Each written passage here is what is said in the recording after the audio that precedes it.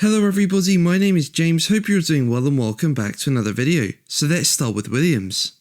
With Franco Colapinto's chances of being in F1 next year getting a massive boost. As we know, he is in the car for the final 9 races of this season in place of Logan Sargent, who was dropped after he struggled to improve his form from last year and failed to score any points during his time in the 2024 season.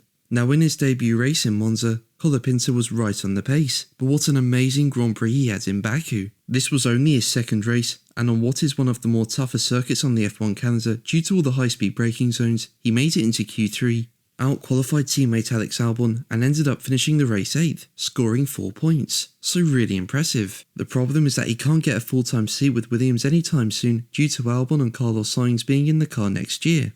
There is an opportunity at Sauber though for next season, which will become Audi the year after, and speaking to motorsport.com, Williams team boss James Fowles said he was open to talks. He said, "In 2 races, he showed the world he's deserving of a place in Formula 1, so I've always been a firm believer that you have to let good drivers race. So we'll see if we can find a way of working with Audi in that circumstance. That's what I was implying for next year.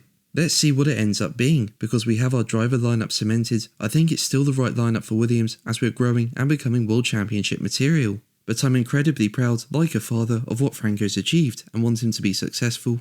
And also the right way of having him back here in Williams performing is making sure that he's building his career, simple as that. Now I do hope that something can be figured out, because Colapinto is proving to be very quick. I mean, to do what he's doing after 2 races is mega. So imagine what he could do with more experience. So yeah, I'd like to see him in a full-time drive and get a chance like other deserving young drivers are. But let's move on to Red Bull, who've spoken about the impact of the crash between Sergio Perez and Carlos Sainz in Baku. Now the two collided at the end of the race as they fought for the podium, with them making contact on the straight heading towards turn 3 and ending up in the wall. Now in another video, I've said that I feel Sainz was slightly more to blame as it looked like he was drifting over ever so slightly. But the stewards have decided that no further action was necessary. Now the crash resulted in both cars heavily damaged. And now Red Bull team boss Christian Horner has revealed that his team are rushing to get spare parts in supply for this weekend's round at Singapore. He was quoted by Automotor and Sport as saying, "Spare parts are short in supply. We'll have to work through 5 days at home in the factory to get the necessary parts to Singapore in time for Friday."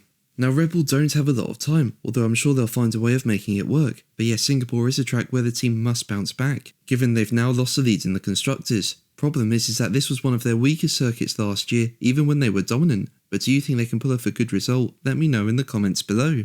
But that's going to be the video from me today. Thank you ever so much for watching. Make sure to like and subscribe for more videos, and until the next one, take care.